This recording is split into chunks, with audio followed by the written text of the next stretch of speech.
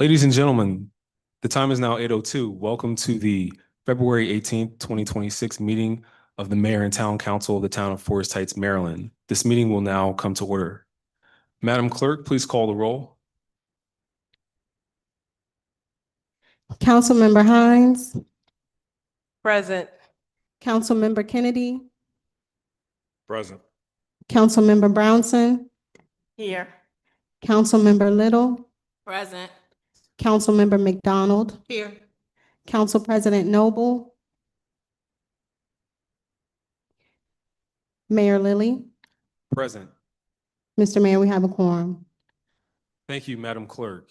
Next, we will have a moment of silence, please.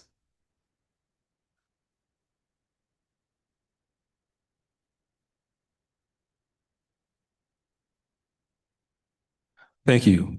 Next, we will have the Pledge of Allegiance. At this time, I ask everyone who is able to join us in standing.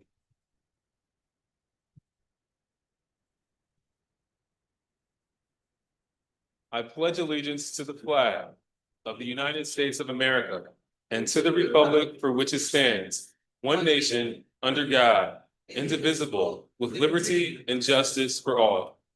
Please be seated.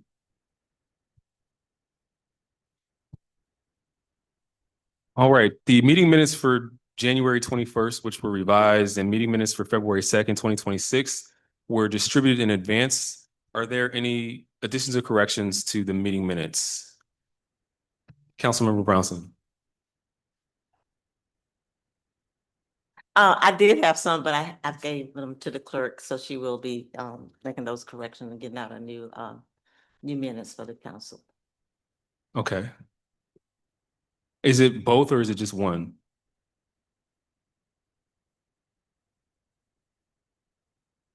Forgive me, there were notes for both. Okay. Did you want to read them? Or just read them, because we can, if you put them into the record, then we can have them approved as the changes that have been suggested.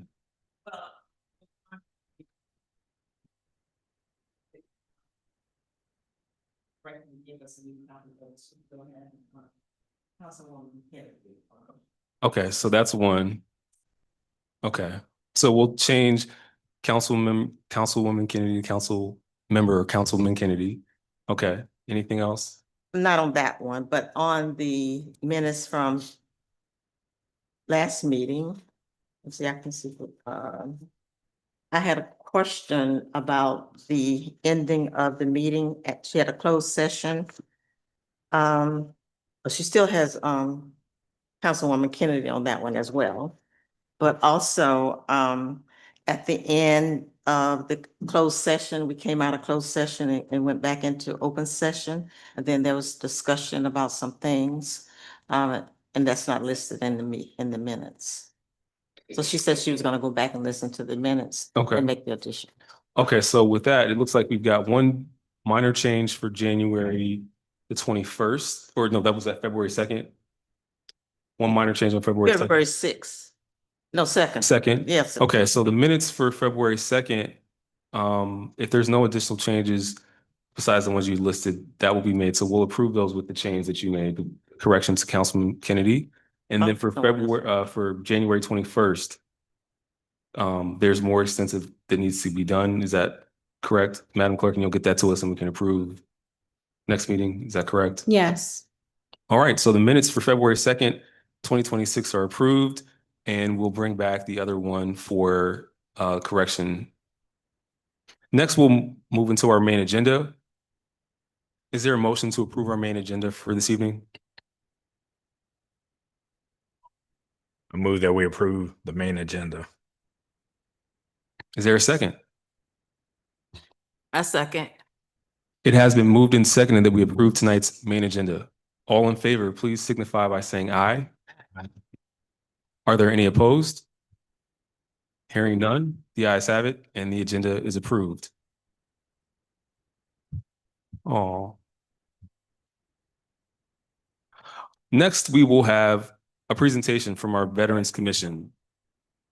We have Miss Erica Sanders and Mr. Lindell Murphy.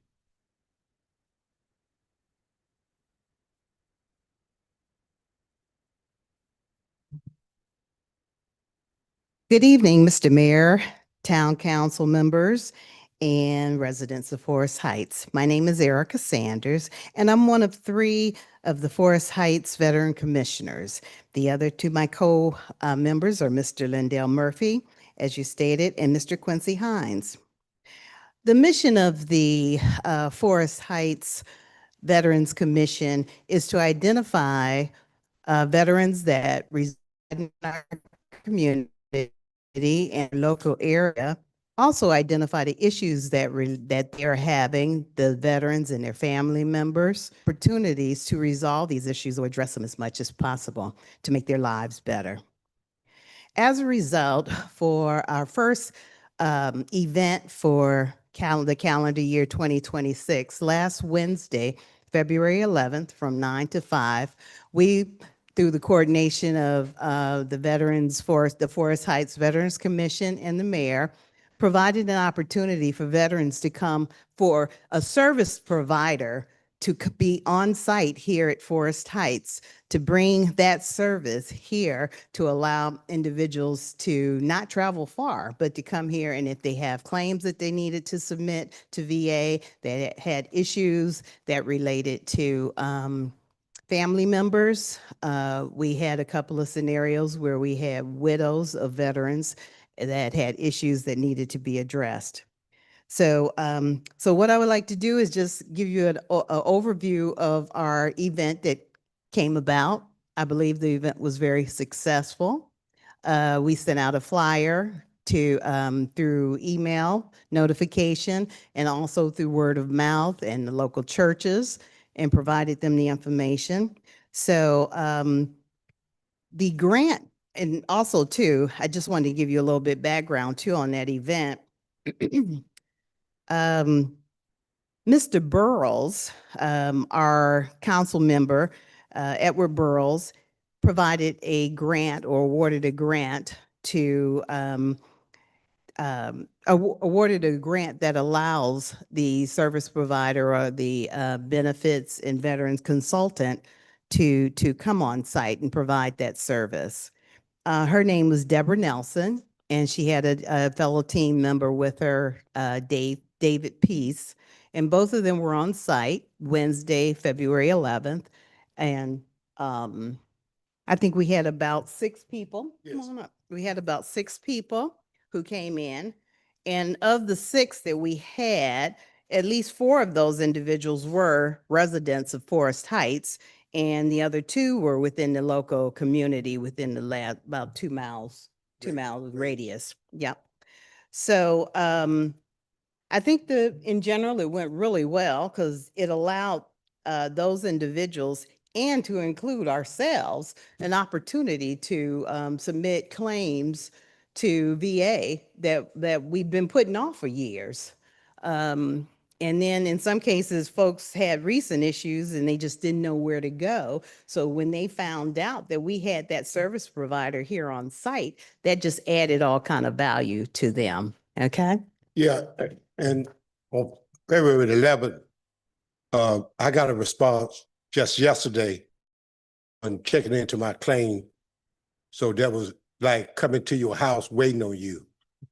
So very professionally done, and I'm gonna be in contact with Sergeant Nelson for any future information, because she reached out and left information for her. And also, we have another Forest Heights resident.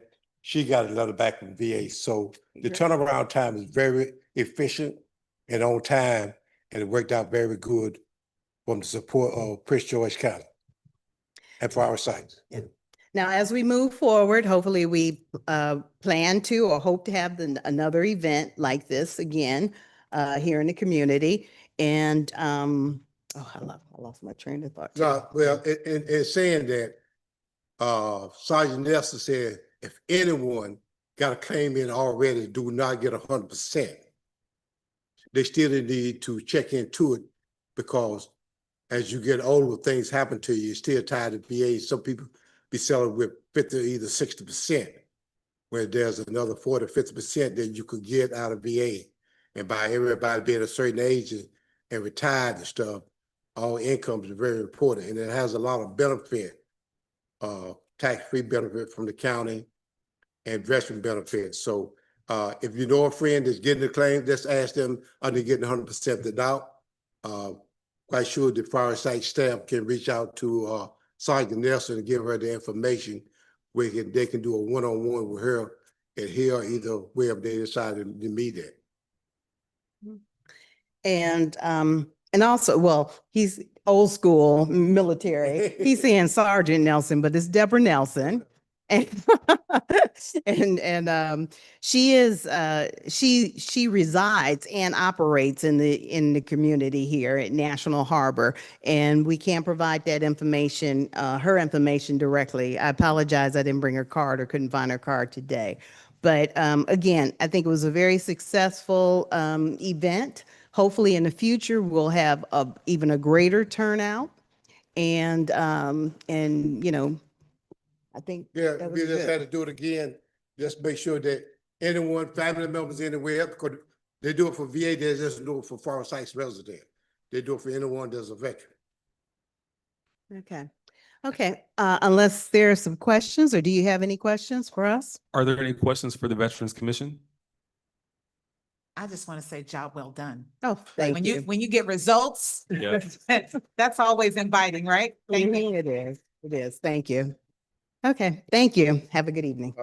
To the Veterans Commission, I will say bravo, because a few years ago, we had some initial discussions and we thought that celebrating the holidays is a great way to recognize the work of veterans and those who have paid the ultimate sacrifice that they serve.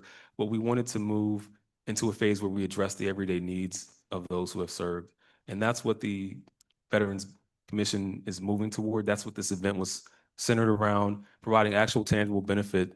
And as Mr. Murphy said, the issues that are physical and emotional or psychological that veterans face, they tend to exacerbate with age and lead to other issues. But when we provide this type of a forum, we can't take back some of the pain or the injuries that have happened, but there is a way where your everyday needs and your family's needs can be taken care of, and that's our goal. And we just want to thank both commissioners, Mr. Murphy and Ms. Sanders, and also Mr. Hines, who's not here, for the work you do in serving our community. Next, we are going to have a swearing in. We've been filling up some of our committees as of late, and this evening we're going to be swearing in a member to our Beautification and Appearance Committee. Ms. Tracy Mao is here. If you please come forward.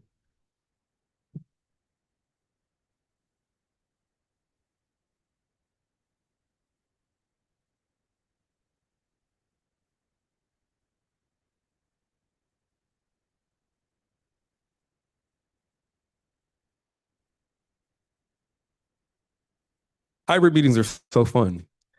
If I just come out here in the front of the room and I just talk to you all, people at home will be like, I wonder what he's saying. So we're up by the, and Jeff is getting us on the camera. Yeah. So Tracy's been a resident here in Forsyth for how many years now? About 5 or 6 years, and has been planting in her front and backyard a native garden, I would say. There's probably several dozen species of plantings that she's planted. She's very committed to making sure that they're from the area, that they'll thrive here, and that they will provide both ecological benefits in addition to beautification. So it's only natural that you've applied and been recommended to be on the beautification committee. So we want to thank you for stepping forward.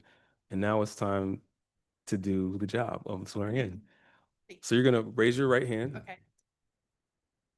Okay. Now, if you want someone to hold it, Jeff, if you'd like to come hold it, we have a copy of the Constitution here. I normally have a pocket version, but it's at home. Okay, so you're going to hold the phone, which has the Constitution. She'll place her hand. All right, and you're going to repeat after me. I, Tracy Mao, you know your name, do affirm that I will support the Constitution of the United States Do it that I will support the Constitution of the United States, and that I will be faithful and bear true allegiance to the state of Maryland that I will be faithful and bear true allegiance to the state of Maryland and support the Constitution and laws thereof, and support the Constitution and laws thereof, and that I will, and that I will, to the best of my skill and judgment, to the best of my skill and judgment, diligently and faithfully, diligently and faithfully, without partiality or prejudice, without partiality or prejudice, execute the office of execute the office of Beautification and Appearance Committee Member Beautification Committee Member. Or beautification, I missed one. Beautification and Appearance Committee Member Committee Member in the town of Forest Heights, in the town of Forest Heights, according to the Constitution and laws of this state. according to the Constitution and laws of the state. You made it through. Congratulations. Did you want to have any words? Did you want to have any words? I'm just so grateful to be able to contribute and give back to this town that's given me so much. I love Forest Heights, and I'm excited to work with all of you and learn what is beautiful to you, and make our town as pretty and beautiful as it can be. We're already on the right track. I think we're just going to do it some more. So great. Thank you.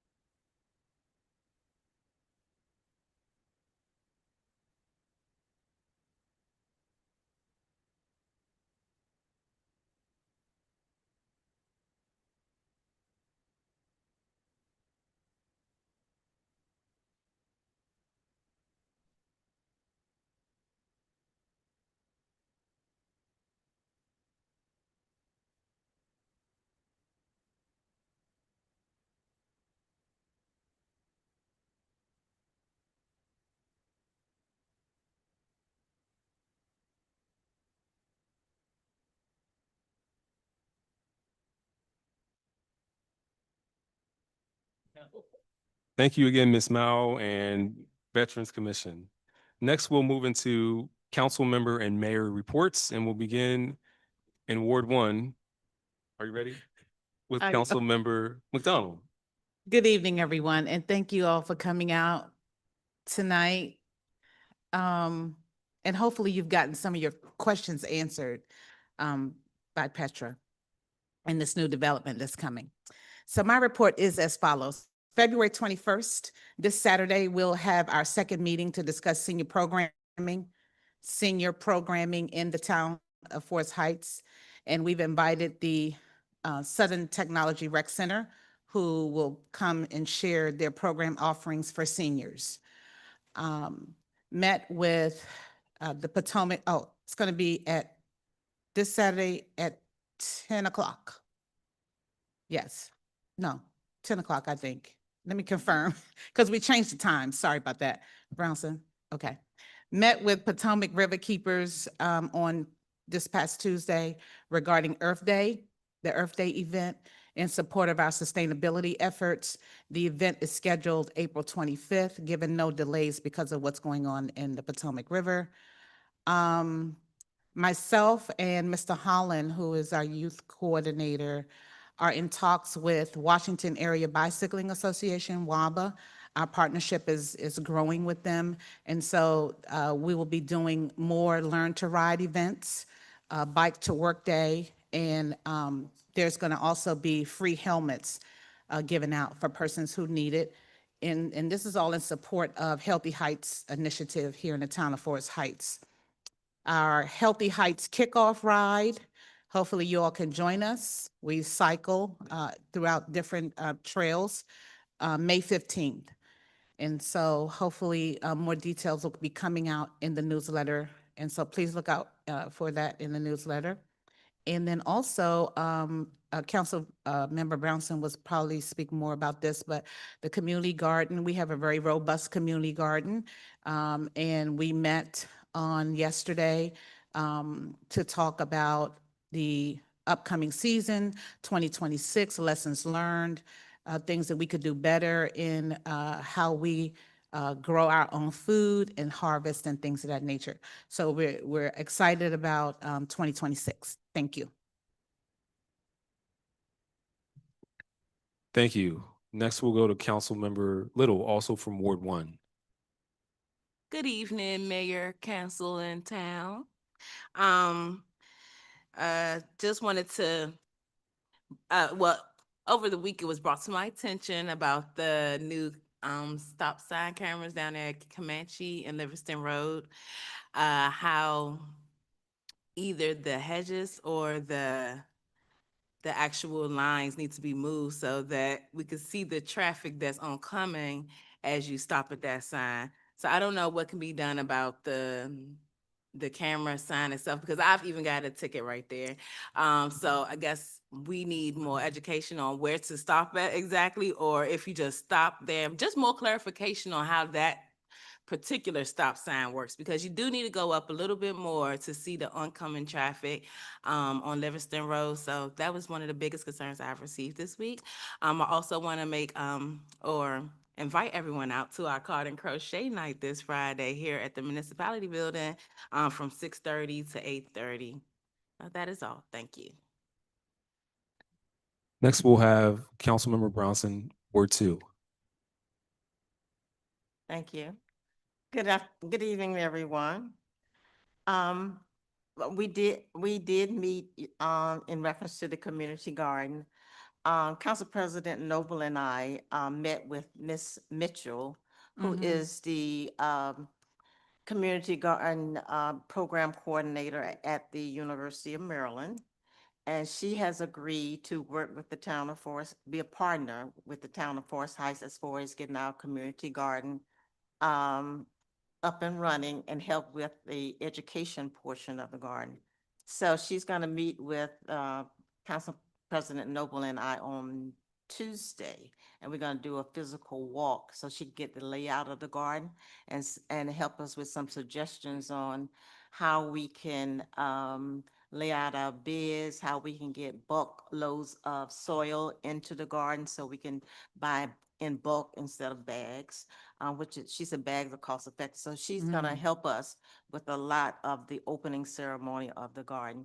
And we will have different rules and regulations that will be coming out, and I will be bringing those to the council for approval.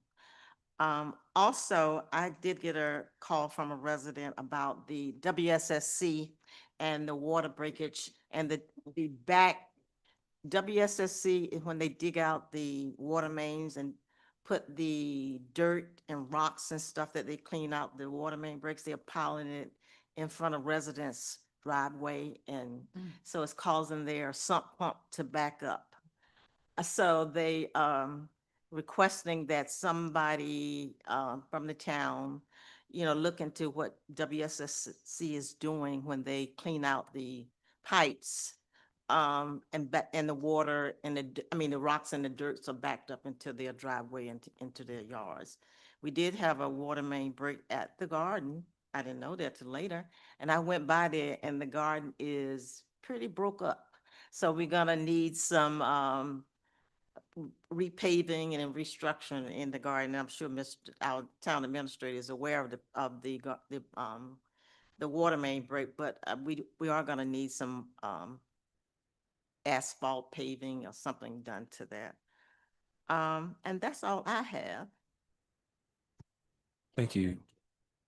Next, we'll go to Ward 3. I'm sorry, Ward 2, Councilmember Kennedy.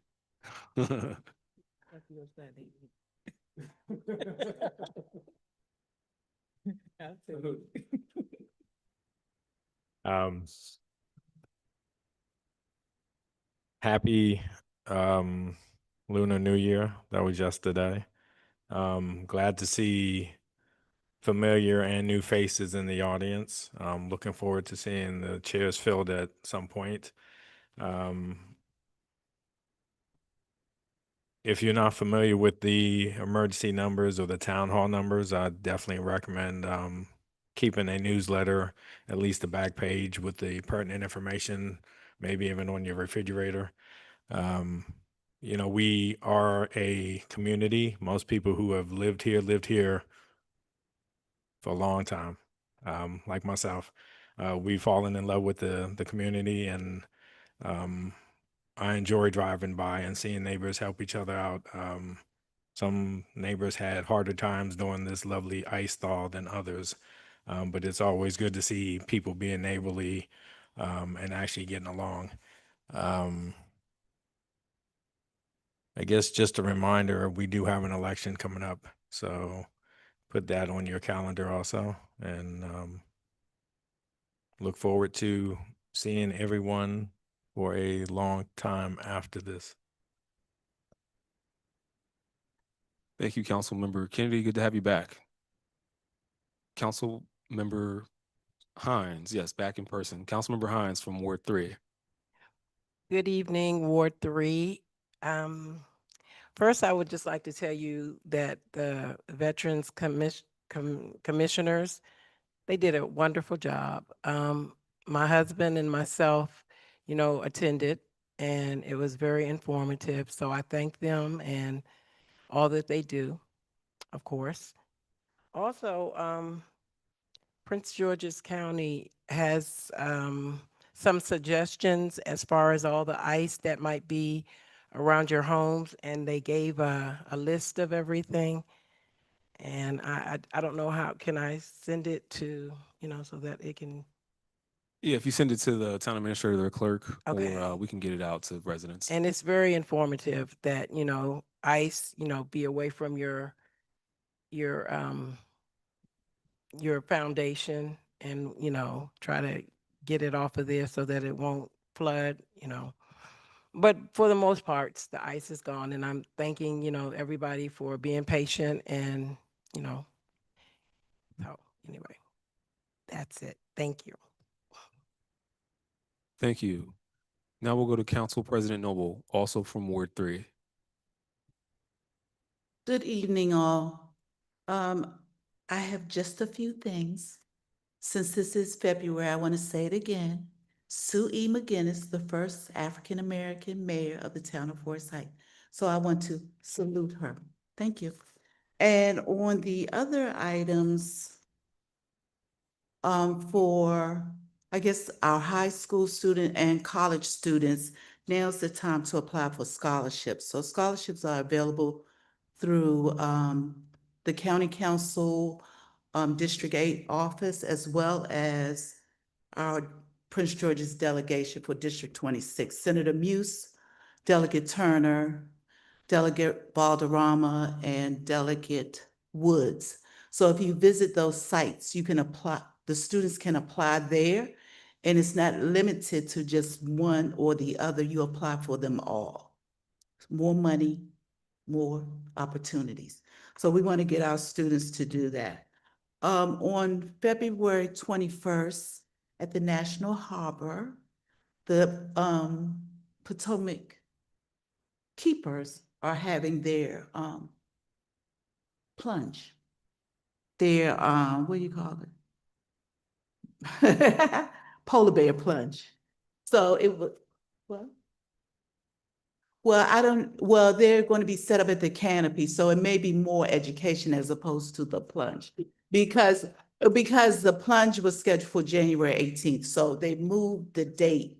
So it may be more education than anything. So, and we need to respect our water lines, because I see in the town, we have all these Chesapeake Bay drains, and it's just filling up with everything but water.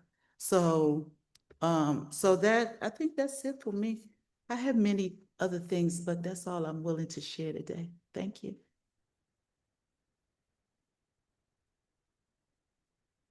Thank you, Council President. Let's see. All right, I'll start sharing in just a moment. But while we're getting there, the last thing you mentioned is actually the first on my list for today, because over the past few years, we've built a relationship with the Potomac River Keeper Network, which actually has a presence down in National Harbor in addition to several places in the Washington, D.C. metropolitan region. So first on my mayor's report for tonight is an advisory to the residents. We have been able to understand the full impact of the recent sewage spill, which occurred in the area of Cabin John, Maryland, which is actually on the border between DC and Maryland. And after some analysis, this is a major spill, about 300 million gallons of sewage, has leaked into the Potomac River. Testing by the Potomac River Network and the University of Maryland found bacteria levels that are thousands of times above safe limits. And as you know, we have an opening, Oxen Run, which is in the town, runs directly into the Potomac River. The Maryland Department of Environment has suggested that the impacts of this spill may reach more than 30 miles. So that 100% includes Forest Heights, National Harbor, Fort Washington. And so the river is currently considered unsafe for recreational use. And what that means is you should avoid contact with the river. No swimming, no fishing, no boating. I've even been told that if you touch the water, that you need to wash your hands, which it seems counterintuitive, right? Normally you might think you could clean your hands, but because of the level of contamination from this spill and this leakage, you don't want to do that at this time. You want to keep your children and your pets, as well as your adults, away from the shoreline areas. The Oxen Cove Trail, which runs through Forest Heights from the bottom of Bell Acres Park or from the top of Oxen Hill Cove, that runs down to Oxen Run. So that's the same water. So we just want to really sound the alarm on this. And if you can, spread the word to your other neighbors and just be very conscious until you hear updates from local utilities and governments. And likely past that point, we need to be very conscious about protecting ourselves during this time. Council President. I just want to share that the town did post something about it on I think email. it's email and Instagram, and that came from our newly appointed beautification resident Tracy. So she forwarded that to me, and I forwarded it to Mr. Jackson, and then it was publicized. So we appreciate any input from the resident. We do. And that's an example of the community working the way it's supposed to. So that's good to hear. And if there's other information that's relevant, please send it to us. We try to put it out to keep as many in the community informed as possible. On that note, Council President, if you have any of the copies of the flyers for the scholarships that the youth can apply for, that we can send out. I've seen them at different points, but I don't know if I have them in email. I could forward it to Mr. Jackson. Yes, please. And I'll bring it into my report next meeting as well, once I get a copy. It was mentioned earlier tonight that citations for stop sign violations are happening. Those are live. They began on February the 12th. We switched from warnings to citations. And so we just want to remind you the citations are $40, but the proceeds go towards public safety and traffic safety improvements. The other thing is, the reason this project has been implemented is because we observed during our pilot period on one day around the town, there were 3,800 violations, meaning vehicles not coming to a complete stop or completely disregarding the stop sign and blowing through it. So towns that have implemented this technology recently in this direct area have seen as much as a 70% drop in the violations. And if you want to know more and you want to see more, you can visit www.letsdrivesafer.com/forest-heights. You can see live video of intersections in the town that show you what kind of issues we're having. This is not a made up problem, and it's one that if not unchecked, if it goes unchecked, it becomes pervasively more dangerous. And I'm going to keep citing the example of my personal experience on Arapahoe Drive where my neighbor's car was crashed into at a high rate of speed, and then that vehicle, because it was going so fast, then crashed into my vehicle in my driveway on a residential street. Now, it happened to be at 1:30 in the morning, so no individual was injured, but it could have been much more dangerous, and that's not the type of activity we want to see at all. We want to discourage that with all the tools we have in our toolbox. And if you see someone driving or running stop signs, please remind them that this is about our children, this is about our seniors, this is about people being able to move around our community safely without the threat of bodily harm because we're being careless or reckless. This is just a recap, a couple of photos from the Veterans Benefits Consultation. And again, thank you to the Veterans Commission for making that mission real, putting it into action. There were several more people who came by the time I showed up. Some of them had been, and I brought lunch. So that's why it maybe looks a little light there. But we're really glad that people were able to take advantage of the service and are already seeing results from filing those claims so soon. And it won't be the last. Also had the pleasure of sitting, standing, and dancing with some of our residents during Coffee with the Mayor, which was held here on what turned out to be one of the coldest days of the year. But thankfully, we had many members come out and share their concerns, their ideas, and we had a local coffee vendor who provided a couple different warm beverages that were needed on that day. So we want to thank you for coming out, for adding your name to the list. And I believe out of that meeting, we had someone who's interested in joining one of our committees as well. The coffee vendor was Bold and Beautiful Coffee Bar, and they offered a Guatemalan coffee, and there was an Ethiopian. So if you want to look them up, Bold and Beautiful Coffee Bar, they're a mobile bar, which means they can pop up at different events around the area, and they're a locally owned Prince George's County business. I was also able to attend the Boys and Girls Club Legislative Breakfast in Annapolis.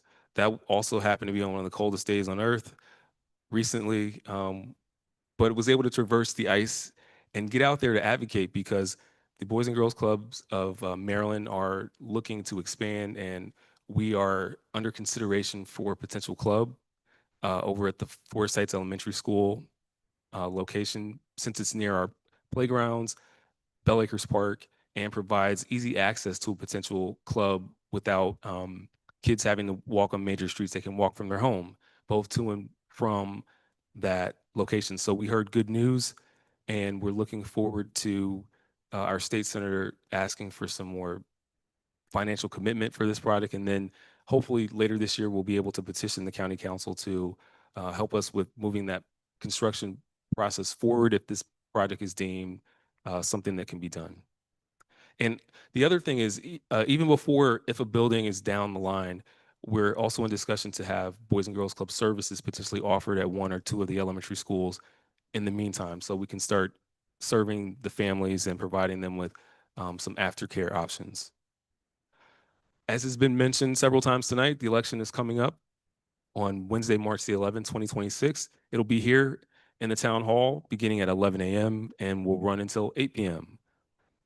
So please come out and participate, make your voice heard during our election.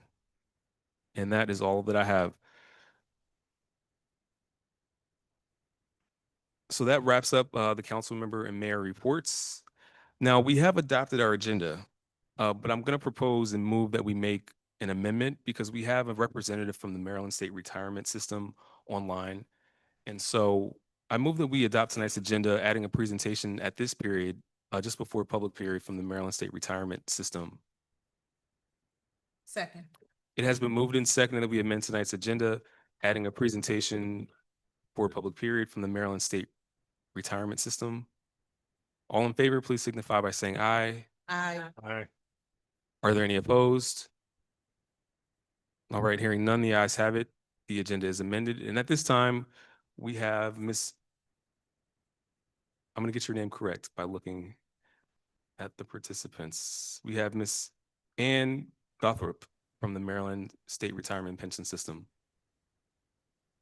Hi, everyone. I'm Ann Gothrop. I'm the Director of Legislative Affairs for the State Retirement Agency, and I am with Caitlin Box. Caitlin? Give us just one moment, and thanks for joining. We're going to turn up the volume in the room so those who are joining us in the auditorium can hear you.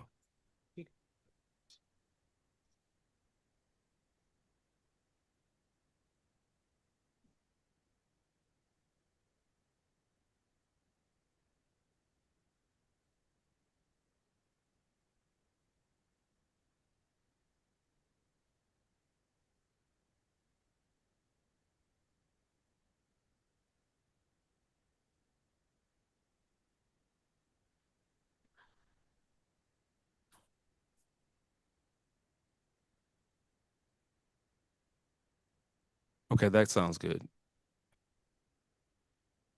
You guys ready? Can you hear me? Yes, we are. Thank you 'Cause for I your can patience. talk You can go loud. ahead. We can hear you good now. So as I said, I'm the Director of Legislative Affairs for State Retirement, and I'm with Caitlin Box. Caitlin? Hi, everyone. Good to be here. My name's Caitlin Box. I'm the Employer Services Manager at the State Retirement Agency.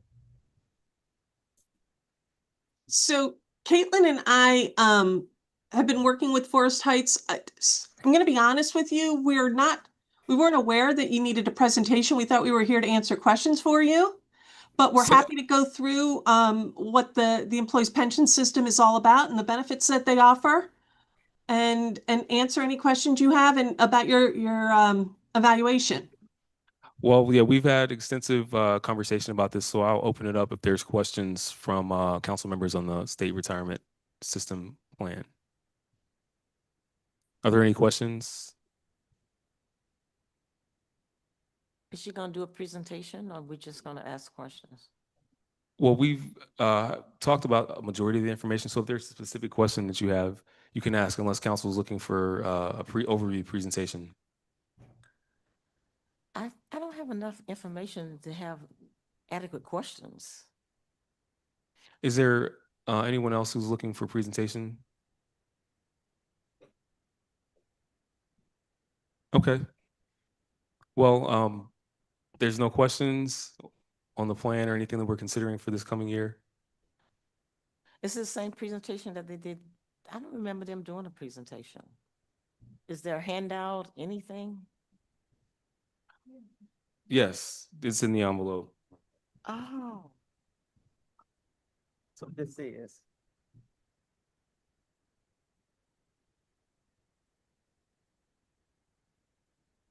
Okay, so let's do this, Ann. Give us just a very brief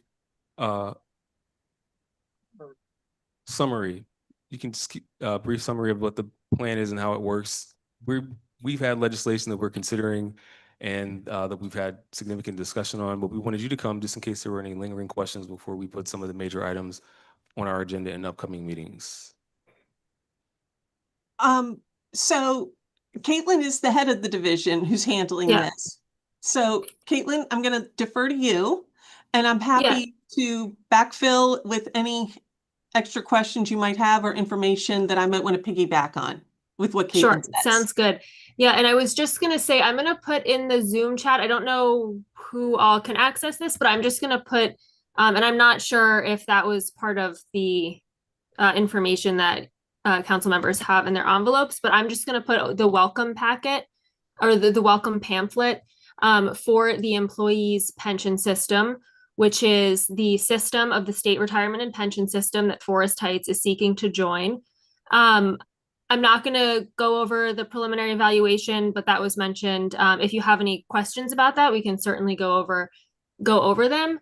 But in terms of a high-level overview of the employees pension system, so this is a great pension system benefit that would be available to the employees of Forest Heights. A couple of the main factors and aspects of the plan. So member contributions, so employees would contribute automatically 7% of their compensation each pay period to their retirement account. You earn service credit for each month that you work, which is what will contribute to the amount of your benefit. The retirement or the pension plan provides disability, survivor, and of course retirement benefits. They are all outlined in the pamphlet that I put in the chat. But so for survivor benefits, if someone were to die while in active membership, and depending on the member's years of service, there would be a survivor benefit for their beneficiaries. So that's great protection there. Disability benefits, there's ordinary and accidental disability benefits for our members. So ordinary disability, you would have to have at least 5 years of service credit in the system to qualify for that. And then accidental disability, which of course is for something that happens on the job, you're eligible from day one. And then the retirement benefits, for the employees pension system, there's 10-year vesting. So when you have 10 years of service credit, you'll be vested, which means that you're eligible for a future retirement benefit, once you meet retirement eligibility. For the employees' pension system plan, there's early service retirement and normal service retirement. Early service retirement for this plan is age 60 with at least 15 years of eligibility service. That does come with a benefit reduction. And then normal service retirement is the rule of 90, which means that your years of service and age equal 90. Or members with at least 10 years of eligibility service are eligible at age 65. And there's different payment options for your retirement benefit that provide different levels of coverage to your beneficiaries. All of our retirement options provide a lifetime benefit to the retiree. It's a defined benefit plan, which means that it's not subject to market fluctuations and things like that, like some other retirement plans are. It really provides long-term financial stability to members and to retirees and their beneficiaries. So I hope that was a good high-level overview for you, have an understanding of what the plan is. Anne, did you want to add anything? Just about the state pickup program. Caitlin, did you want to talk about that for just a second? Oh, sure. Yes. About that?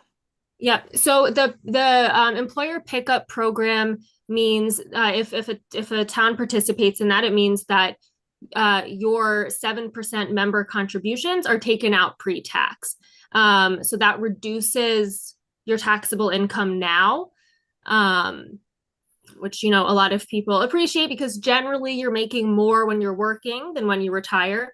So it would be taxed during retirement, but again, you're making less than you would be when you're working. So it's more beneficial to reduce that taxable income while working.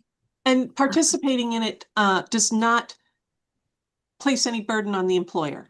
There's no cost to the employer. It is just a program that the employer opts to participate in to help their employees out. Right. Thank you for the overview. Are there any questions for Ms. Ann or Ms. Caitlin? Council President. Yes, thank you for sharing that. Is this 100% employee participation? Yes. Okay. Isn't it, And- Caitlin? We're going with 100% have to participate, or is this an election? I shouldn't have answered that. Caitlin's been the one who's working so closely on this. Look at this. Good I'm answer, so used though. to speaking up at the legislature. I'm going to be quiet now. Yeah, so there would be at least 60% of employees would have to petition to join, and then the town would pass a resolution. The resolution and the petition can be submitted at the same time. Typically, the petition of employees would be submitted before, but they can be submitted together. The resolution is due by May 1st, and employees would have an election right. They would have to fill out what's called a Form 99.1, very catchy name, and we would have to receive that form for every employee. They wouldn't necessarily have to elect to participate, but we would have to receive that form for all eligible employees. And the decision is a one-time irrevocable decision on the part of the employee. Council President. Yes, part two to that. Because I know we looked at this before and it included the elected body as well. So are you using the payroll and I guess because I'm looking at the numbers, so if 60% of the employees participate, and I guess these figures are based on 100%, including elected officials as well as employees? If you're referring to the preliminary evaluation, yes, those figures are based on all eligible employees who were submitted when the town submitted the census data back in the fall. If the town were to move forward and if you were to join, about a couple of months after the effective date of participation, which is July 1st, 2026, there would be another valuation, a final valuation, and that would be based on the census data for those who are participating in, who have chosen to participate in the system.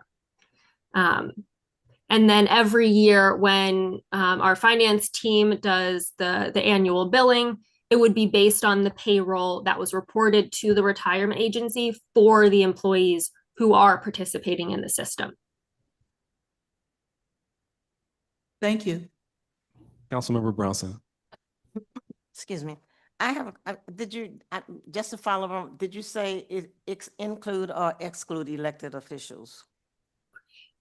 Elected officials are eligible employees. So they are included in the census data that we had for the preliminary valuation. However, when I mentioned the election to participate form, the 99.1, if a council member elected or any employee elected not to participate, then they would not be participating in the pension system and so would not be included in the data for the final valuation, which will finalize the cost to the town. And that was following up on her question, but my question is, I thought I heard you said there's no cost to the employer. For employer pickup, to participate in employer pickup, there's no additional cost for that. The cost to the town for the employee's pension system, so the employer contribution rate for fiscal year 27 is 9.99% of total payroll. So if you have the valuation in front of you on the second page, Exhibit 2, you'll see there's payroll projected to next fiscal year. So how we would calculate this each year would be to multiply that. So for 27, it would be 9.99% of that projected payroll. So whatever that number is, and then Forest Heights, as you can see in the valuation, received a credit from the actuary. So that means that whatever that number is, so that 9.99% of payroll, you'll receive a credit for that. So if it's, let's say it's $180,000, you'll receive a, let's say $60,000 credit. So your yearly employer contribution for that year would be about, $120,000. Does that make sense? Yeah. Right now, yes, it does. I have to go back and study it, but thank you. Thank you, Caitlin. So to summarize something that you said, I just want to make sure I got this correct.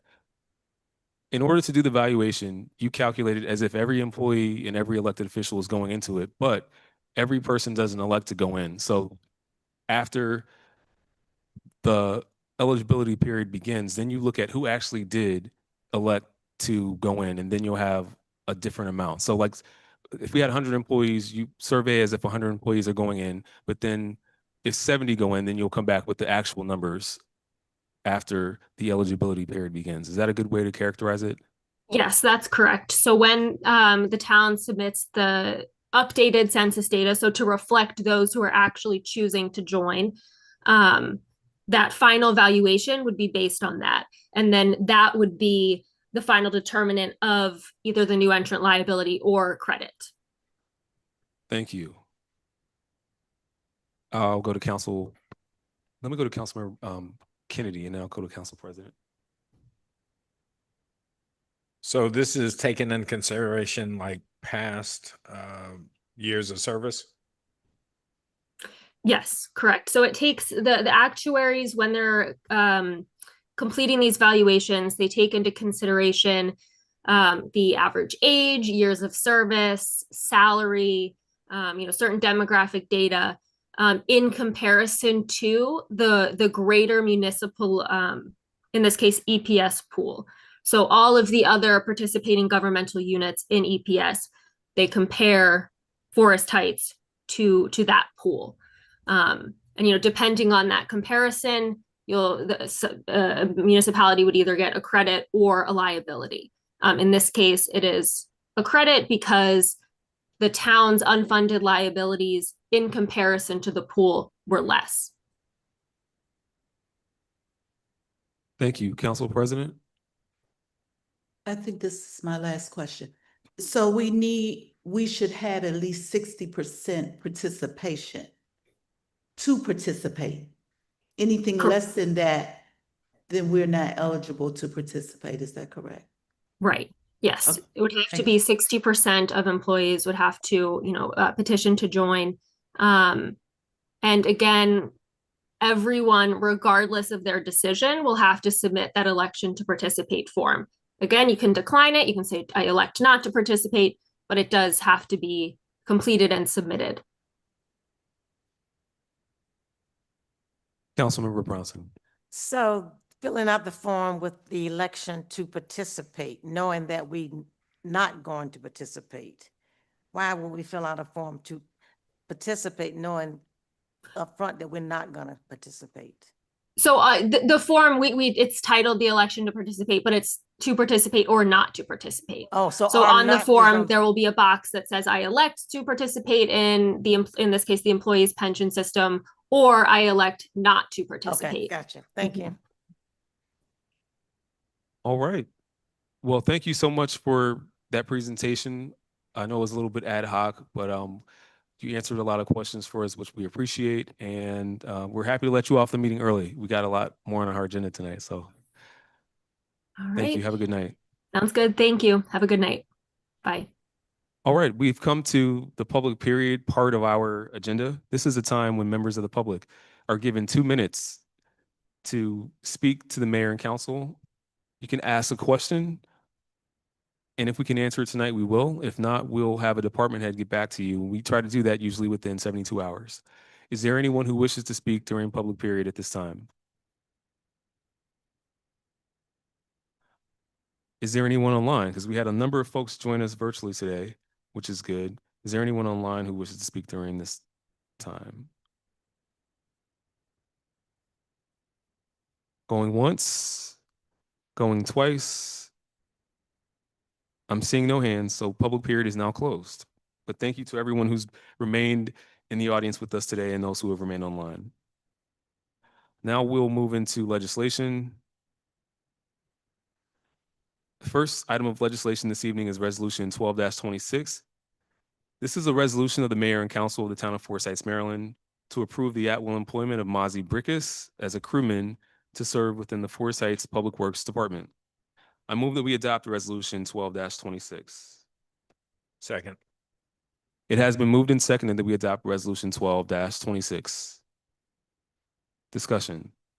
I'll give a brief overview. Mr. Brickus is actually joining us here in the audience tonight. And in addition to filling a vital role on the DPW team, he is also doing double duty tonight. Well, with the kids in the audience. But in addition to applying for this position to work with DPW, he's worked with our Police Activities League summer camp over the past few years. And according to town administrator, demonstrating a natural ability to solve problems and deal with work, and then also go above and beyond the task that has been asked or assigned. Is there any other discussion on Resolution 12-26? Councilmember Kennedy. Just for clarification, the second whereas says will begin on February 19th as a part-time employee. And then further down, it's saying that we're converting them to full-time status. Okay. So, Mr. Jackson, are we starting as full-time or part-time? Okay, so we need to an amendment, it sounds like. All right, thank you for that, Mr. Yes.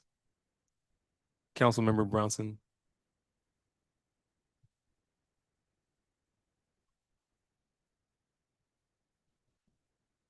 Okay. Excuse me, he's working full-time. He'll be I'm sorry. full-time employee. Okay. Has he been working here part-time? He's worked here throughout the summer through the POW Camp League and through various events, but not officially an employee of the town. Okay. Thank you. Councilmember Kennedy, did you want to offer the amendment? sure. I move that we amend the second whereas that says he will begin on February 19, 2026 as a part-time employee, to change it to say as a full-time employee. And we would have to probably strike the rest of that whereas.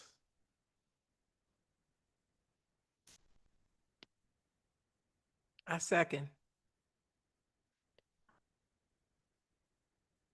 Well, that's why I said just as a full-time employee and strike the rest of it. Okay, it has been moved and seconded. We amend resolution 12-26.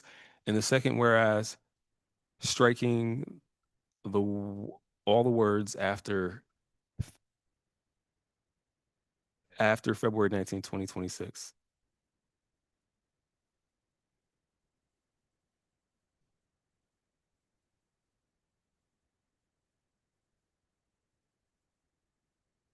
Do you want all of it gone? After 2026? Was that what the motion was? Well, the original motion was changing to full-time employee and then striking everything after that. Okay. But we can delete everything after the date because it says employment will begin. So that it would still be grammatically correct, striking everything after the date, because further down, it does say that he will be a full-time employee.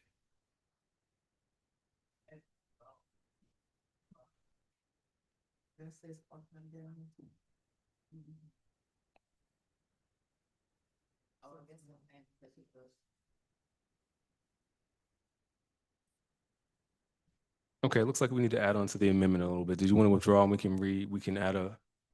can do a new motion? Since he's gonna withdraw, can I ask a question? Well, let's do this. We have a motion and a second. We're in discussion now. Yes, you can ask a question.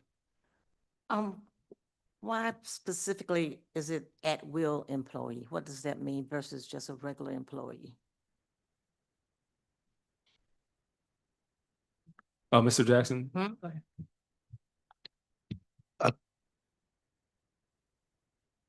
I know there are me, but why I don't see it in other positions?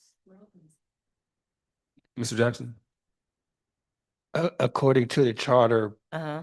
public works crewmen aren't merit-based employees. Oh, okay, gotcha.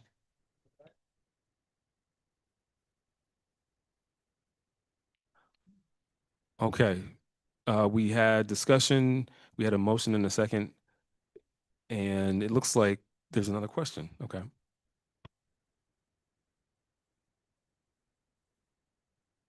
On the fifth whereas, the last whereas before be it resolved, says the council finds that has shown that he has the necessary experience, training, and knowledge to serve as public works crewman in the Department of Public Works. And this is no disrespect, so please don't take it that way. It's just the verbiage. We find that. How did we find that? I mean, it's one thing if he was part-time, like what it alluded to in the beginning, but that's not the case. So should we strike part of this? Or yeah, and then what's missing here? The council finds that has. It should be his name. Okay. So I guess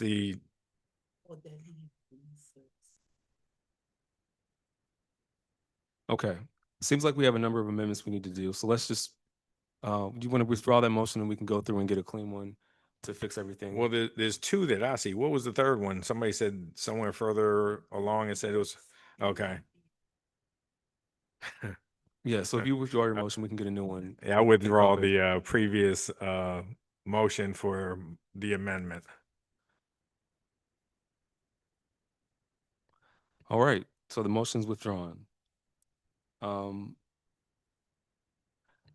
Let's just get a full picture of what we need to amend. We're going to, in the second whereas, strike the words after 2026. Is that correct? Okay.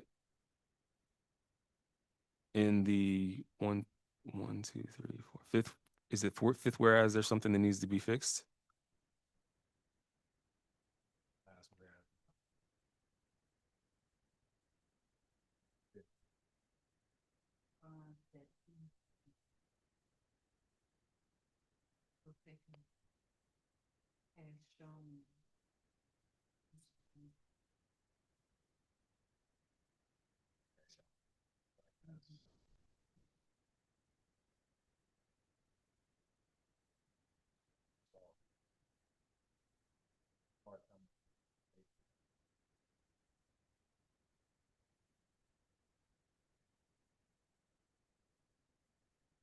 Okay.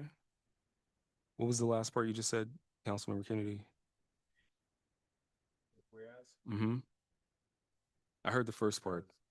said strike has shown that, so it'll read the council finds that he has the necessary experience, training, and knowledge. Got it. And then was there anything else on that one? Okay. So Uh-huh. part-time employment state is now converted, so to that. Okay. And we're gonna take out everything before.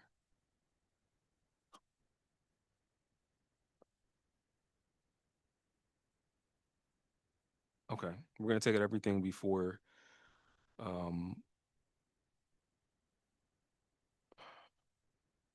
we can take out everything before in that said crewman salary. How does that work? We'll take out everything in the be it resolved. We're gonna take out everything after be it resolved up. It's gonna begin where it says, and that said crewman salary shall be paid. We'll take out everything else before that. Okay?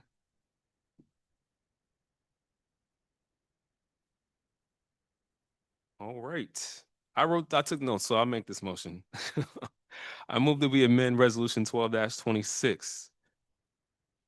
In the second whereas, striking all the language after 2026. In the fifth whereas, striking the words has shown that and inserting, okay. No, we need to insert the name. And insert the name Mazi Brickus. And then under the be it resolved clause, we are striking everything after the word resolved until the words that say, and that said crewman's salary. So basically all the words after be it resolved, before that, colon, semicolon. Is there a second?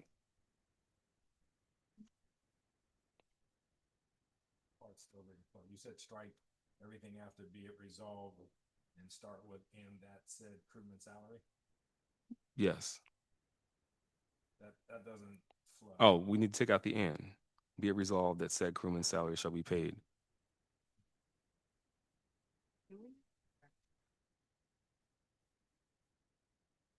Where This, the second wherein, and then the one, two, four, fifth wherein, sixth whereas.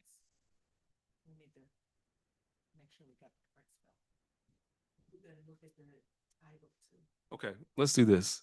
We'll do that next. So we've got, do we have a second on this motion? Okay, so it's been moved and seconded. We're in discussion.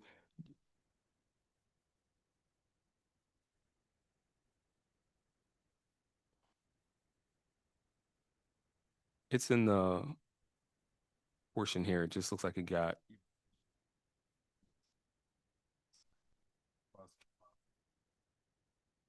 That's the way that should be done. Yes.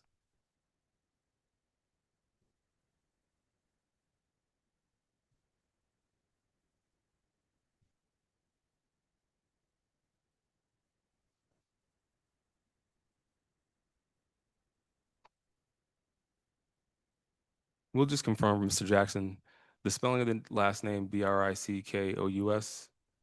Okay. Got it.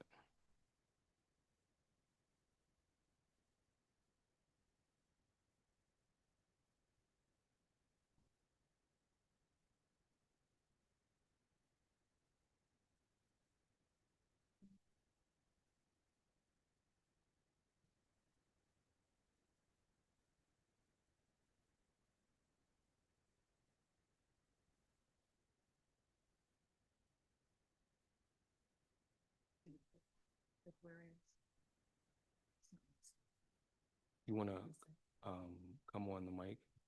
Oh, I'm just saying, 1, 2, 3, 4, 5. Yeah, the council finds that blank what has shown what? Something's missing there. All right, the motion is inserting his name. Thank you.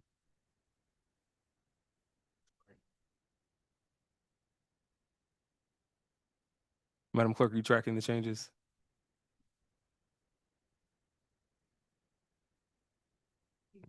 For this one, the council finds that Mr.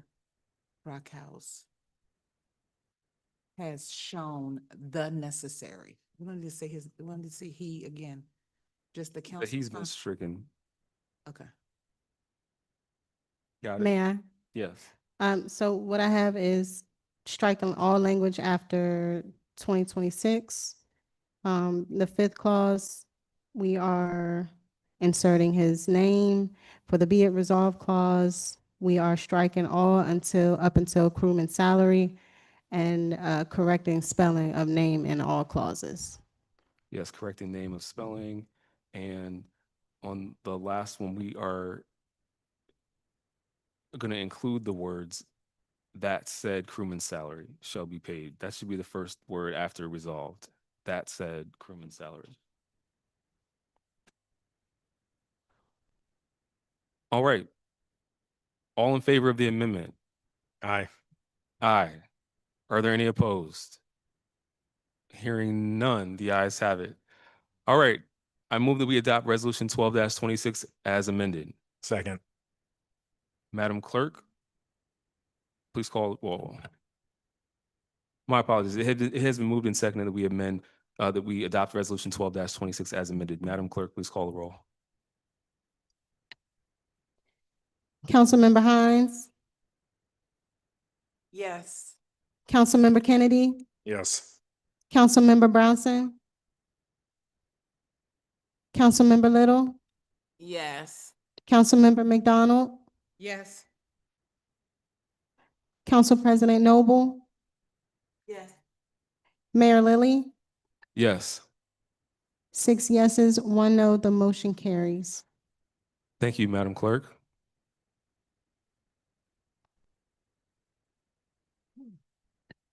Next, we will move to resolution. Well, actually, congratulations, Mr. Brickous. Yes. Thank you. Welcome to Team Forest Heights, beginning tomorrow. DPW is an important department in the town. Beautification, as you saw tonight, we had a beautification and appearance committee member sworn in.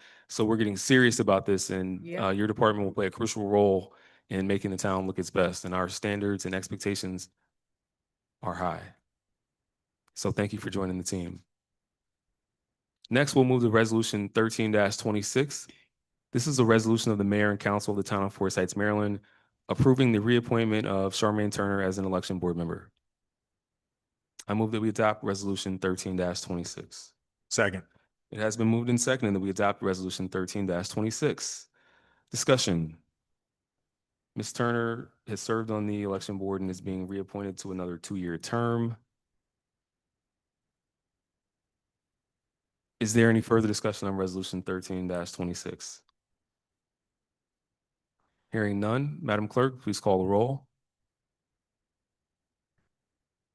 Councilmember Hines, Yes. Councilmember Kennedy, Yes. Councilmember Brownson, Councilmember Little, Yes. Councilmember McDonald, Yes. Council President Noble, Yes. Mayor Lily, Yes. The vote is unanimous. The motion carries. Thank you, Madam Clerk.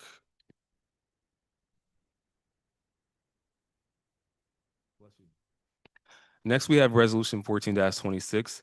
This is a resolution of the mayor and council of the town of Forest Heights, Maryland, approving the reappointment of Mr. Freddie Colston as an alternate chief election judge, election judge board member. My apologies.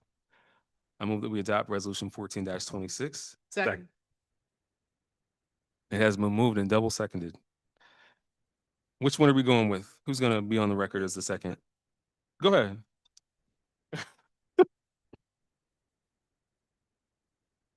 Okay, so that was Councilmember Kennedy's second. It has been moved and seconded that we adopt Resolution 14-26. Discussion. Mr. Freddie Colston is being reappointed to the election board, and this looks like a chief election judge. He's served both as in this role in the town and in the county as well. Is there any further discussion on Resolution 14-26? Council President Noble?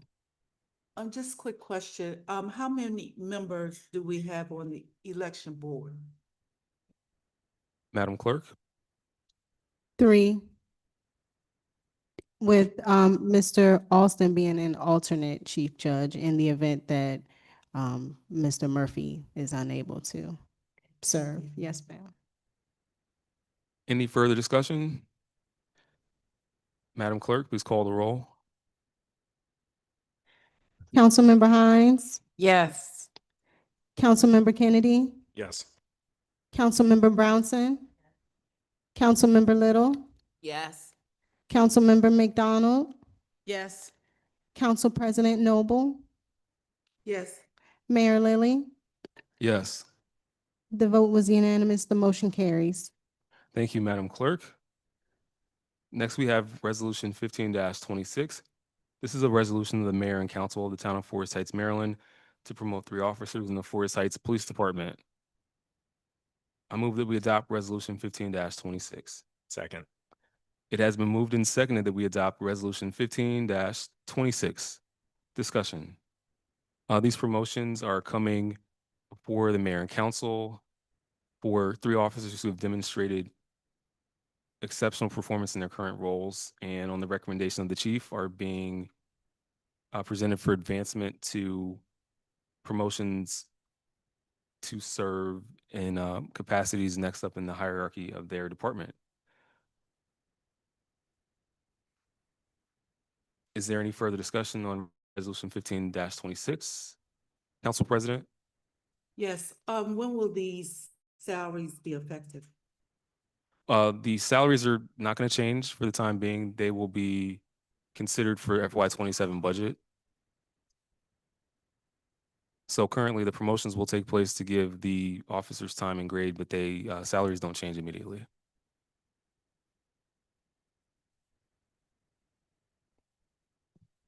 Councilmember Brownson. Will their work change? Have they been working in these positions? Are they working in these positions now? Because I think I know they have different duties. So will they be working as these promotions, or have they been working as in these positions? Well, once we approve them, they'll be working in these positions. No, but have they been working in these positions? I thought, no, this is Just a moment. Yeah. I will, is Chief Ruffin online? I'll let him best answer this question.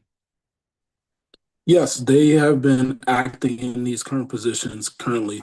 And once approved, they will go into it permanently.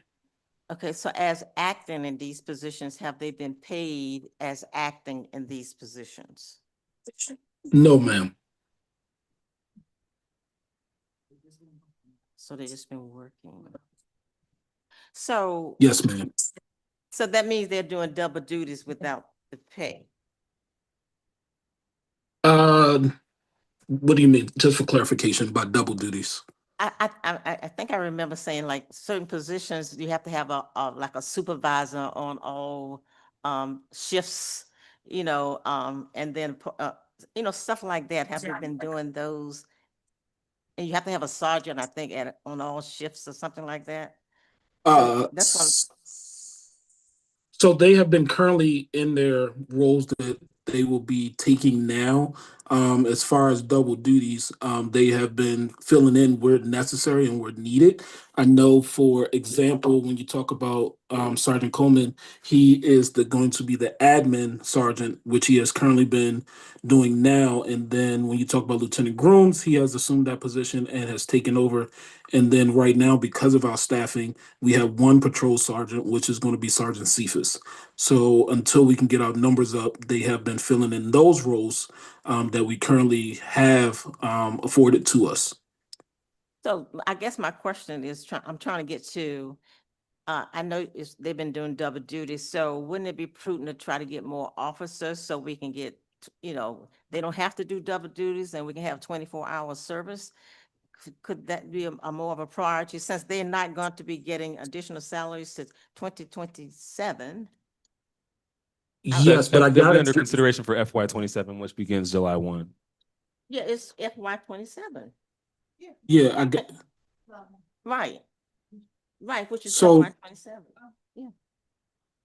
Their salary won't change currently, so it won't affect the budget. So if we did want to put in a motion or resolution to get more officers now, we still can, which won't affect their promotion won't affect our budget currently until FY 27. But we do need them in place to operate because their positions are critical in order to maintain structure for the police department. I guess I'm trying to understand the purpose of the resolution. If their position, the work is not going to change, the salary is not going to change, why this resolution now? Because I have to get them into a permanent position. So if they're acting currently, they're to make sure that they are in that position. So when we do fill the other officer positions, they become open. So right now, unless I get them promoted, I have no corporal position open. Unless I get Lieutenant Grooms promoted, I have no sergeant position open. So I have to get these guys in place so that we know what we're backfilling and to make proper decisions on when we're filling in officers moving forward. Is there any further discussion on resolution 14-26? I'm still trying to understand if there's not going to be any budgetary change. Is this necessary for the council to approve these things?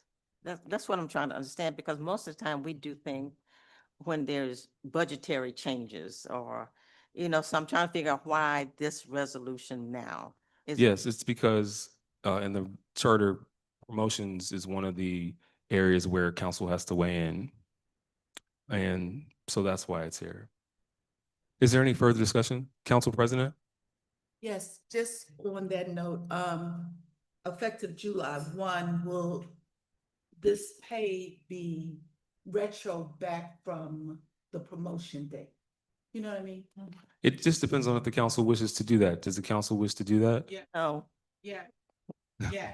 oh. For the police department, Well, yes. I But think you- excuse me, well, what I'm saying is the budget should reflect. that. Exactly. I'm talking about FY 27. Seven, right. Well, we haven't done the budget. Just a 27 moment, yet. just one person at a time, lively discussion. We don't have to discuss this, we don't have to decide this tonight, but going forward, if the council wishes to make it retro, it can. If it does not, it won't. But the budget proposal will come forward and we'll have two options. So we'll have more discussion around how to transition into FY 27. Is there any further discussion on resolution 15-26? Hearing none, Madam Clerk, please call the roll. Councilmember Hines, Yes. Councilmember Kennedy, Yes. Councilmember Brownson, No.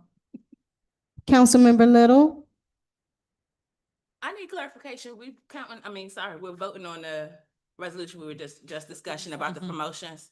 Oh, yes. Yes. Councilmember McDonald, Yeah, I'm sorry. Yes. Council President Noble, Yes. Mayor Lilly, Yes. 6 yeses, 1 no, the motion carries. Thank you, Madam Clerk. we may want to consider a consent agenda for some items that are non-controversial, I guess, to keep our agenda moving faster for other meetings. Oh, that's true. Well, we'll try. We'll try next meeting. Okay, we'll next move on to resolution 16-26. This is a resolution of the mayor and council of the town of Forest Heights, Maryland, to amend the FY 25-26 budget.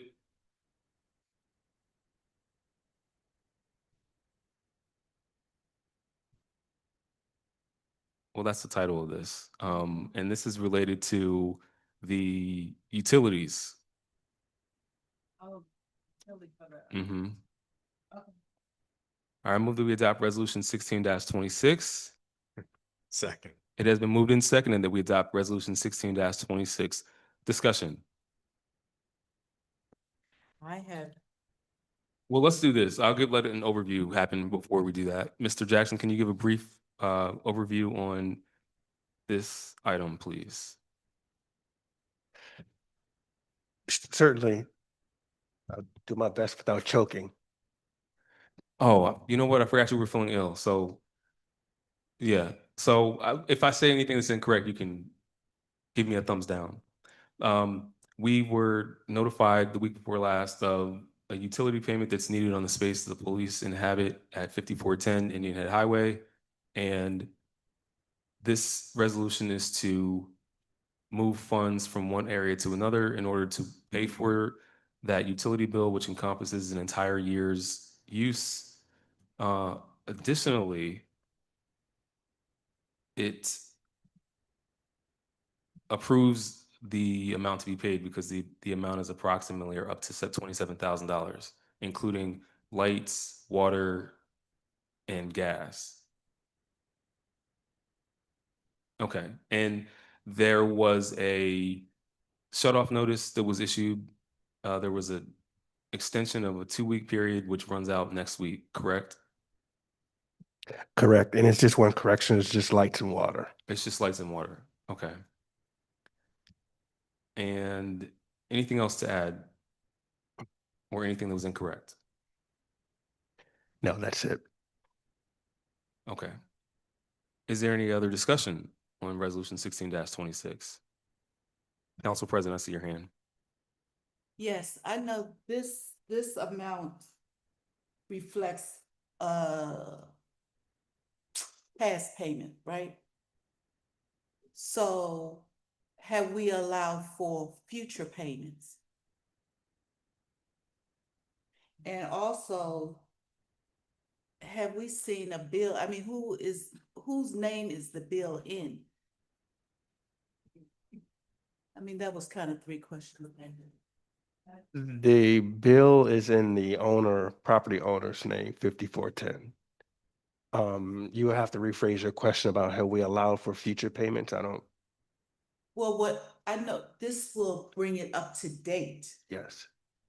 but going forward, there will still be electrical usage. What is that? Do we have an idea what that amount is? Because it'll be another amendment before us for that. So the town could have forwarded the bills from the owner's name to ours. We could enter into a formal agreement over the utilities there, certain percentage. Or we could do nothing. But we still have personnel over there. So the latter is not recommended. Council President, let me add to this. Particular question that as part of this situation, our team was able to extract the option of a short-term lease that allows us, if we decide not to stay in the property, to do so. So one of the goals is that by coming to some sort of agreement on the utilities, we'll be able to have a short-term lease that allows us to leave if we need to, and then also that will iron out the cost of utilities for that remaining period as it was not outlined. This property has a very, I don't want to say, I'll use a different word. The property has a very complex history. It was owned by a religious institution. When we entered into the original lease agreement, they were foreclosed upon. It was auctioned off more than once. And the current owner purchased the property and agreed to let us stay there without a lease. So some of the terms were not identified. We had a lease we considered that the town decided not to go into because it was too long-term, which seems to have been a smart move, given the condition of the building. And the, good night. And so it also avails us that new option. We found out we could, I don't want to state the exact figure, time period for negotiation purposes, but it is a lot shorter and ties us up a lot less than previous discussions had. I have my hand up. Councilmember McDonald. I guess I'm trying to understand. So we have a $27,000 bill over what period of time again? January 1 of 2025. So we've not contributed anything to the Pepco bill or whatever, whoever the service provider is. So how, okay, I'm just trying to understand. Our occupants in the space that they're in use $27,000 worth of electricity within the time frame that we're saying, regardless of the occupants who were there before we came in, that should be sharing in this paying of this 27,000. So it's our understanding from all of us who was in that meeting with the owner that the only occupants of 5410 during this period has been the police department. So it takes, now I'm just trying to get clarity. It took $27,000 to have electricity in the whole building. I'm No, just asking for clarity. it took $19,000 for electricity. The other 7,500 is water. Just for the section that's dedicated to the police department and the system and the HVAC system downstairs. Thank you. Councilmember Kennedy.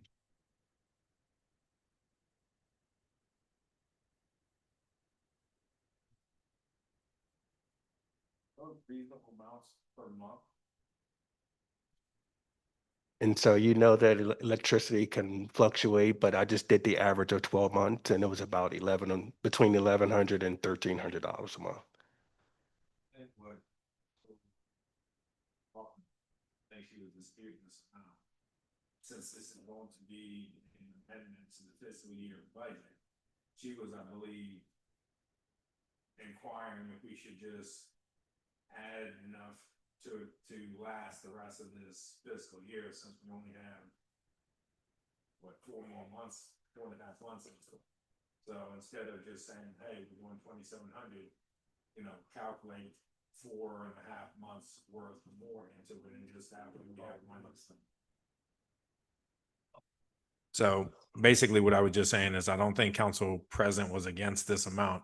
I think she was trying to say to add more so that way we don't have to do a second amendment to this year's fiscal budget.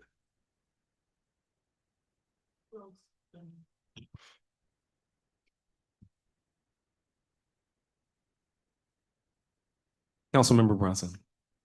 My question is, did we have a lease for this period of time that this bill? It's my understanding that we've been on a month to month since its inception. So in month to month, you still have a lease. So in the lease, is the town obligated to pay utilities?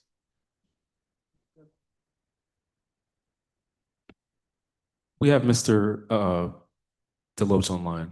Mr. Deloach, there's a question related to the town's legal requirement for paying utilities in a If it's not month to in the month, lease. if it's not a enumerated lease. Yeah, so it's my understanding this was not a written lease. Is that correct, Mr. Jackson? That's correct. Yeah, so I can tell you this, in most instances, when you have a commercial space, the landlord you are responsible for the utilities that you consume. Okay. The fact that we don't have a written one is a little bit of a edgy issue. Um, but I would like to talk more about this in closed session. Okay. Thank you. Okay. The resolution itself. Mr. Deloche. As far as the resolution? It sounds like you would like to offer legal advice on the situation. Is it the lease or Yeah, the based on resolution? her question. Based on her question, yes. Okay, we can do that. So let's do this. Make a motion that we add discussion to the legal issues surrounding this resolution 16-26 to the closed session that's already on the agenda. Is there a second? I second. It has been moved and seconded that we move discussion of the legal issue related to resolution 16-26 to the closed session, which is already on the agenda. This is an amendment of the agenda. All in favor? Or it's just it's capturing a motion or action we're going to take. All in favor? Aye. Are there any opposed? All right, hearing none. Madam Clerk? Yes, forgive me. Can I have whom seconded to repeat? Councilmember Brownson. Thank you. Okay, so we will, for now, move on to the next item. We'll discuss this a little more in closed session. This has been quite the day. Lots of conversation, work, activity happening today. Thank you for your patience. All right, next we have Resolution 17-26. This is a resolution of the Mayor and Council of the Town of Forest Heights, Maryland, to approve the amendment to the Memorandum of Understanding between the town's speed camera vendor, Red Speed Maryland LLC, the Town of North Brentwood, and the Town of Forest Heights pertaining to the service fee payable to the town for daily system checks and review of each approved violation by the Forest Heights Police Department. I move that we adopt Resolution 17-26. I second. It has been moved and seconded that we adopt Resolution 17-26. Discussion. Over the past few months, the Town of Forest Heights and Town of Brentwood have come to an agreement under which the MOU will be maintained, and our department will continue to approve citations for their speed camera program.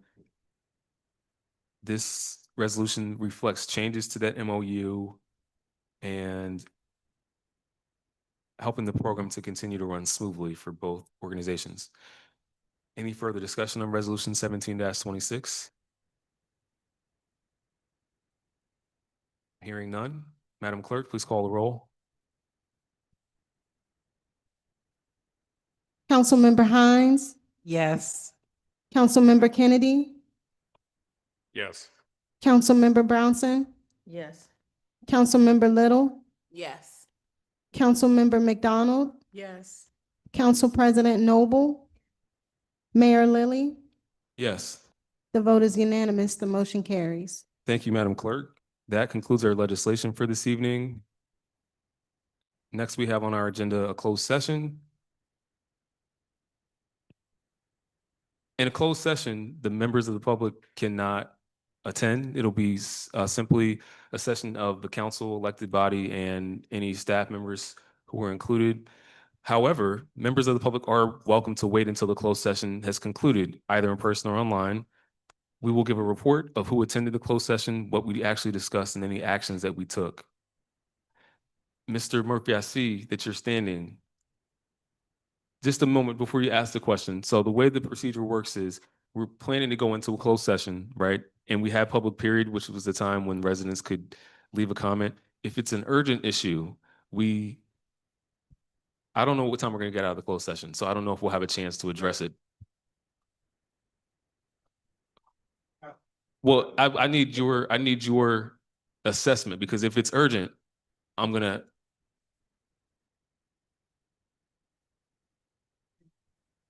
Is the council member at liberty to speak on it? Okay. So just a moment. We're gonna do a closed session, but before we go into the closed session, we'll have a comment related to this resident issue by the council member. You know why Freddie is just considered, his alternate and not, everyone should vote.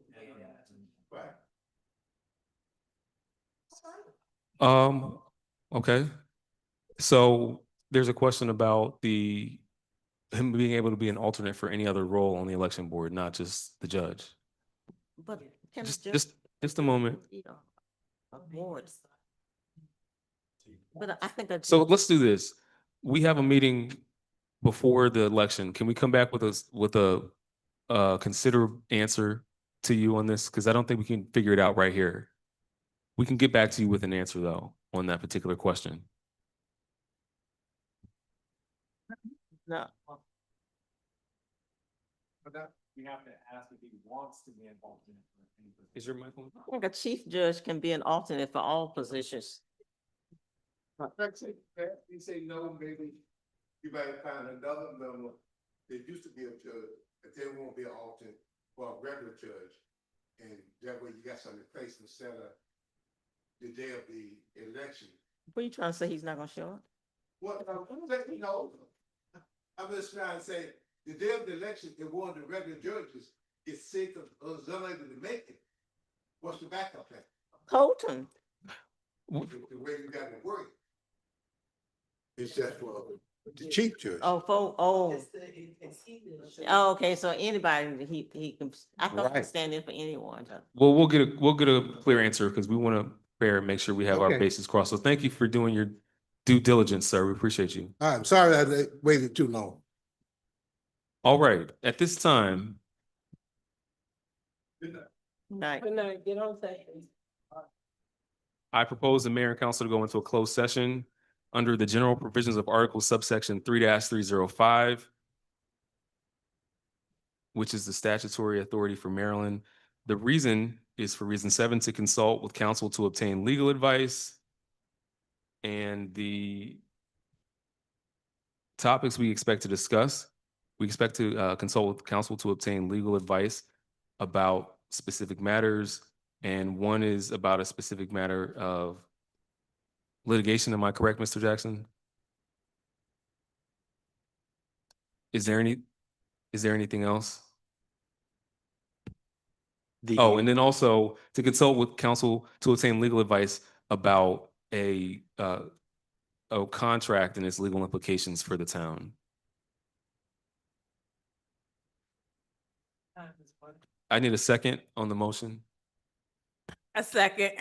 It has been moved and seconded that we go into closed session under the general provisions of Article subsection 3-305 for reason 7, to consult with counsel to obtain legal advice around a matter of pending litigation, and also for legal advice on a contract and its legal implications for the town. Madam Clerk, please call the roll.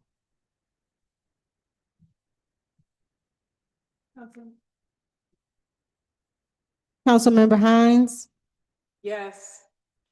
Councilmember Kennedy, Yes. Councilmember Brownson, Yeah. Councilmember Little, Yes. Oh, Jesus. Councilmember McDonald, Yes. Council President Noble, Mayor Lilly. Yes. The vote is unanimous. The motion carries. Thank you, Madam Clerk. All right, at this time, ladies and gentlemen, the mayor and council will go into a closed session. As stated earlier, we'll come back out into open session and give a report of who attended, what we discussed, and any actions that we took. The time is now 9:46 and this meeting is closed.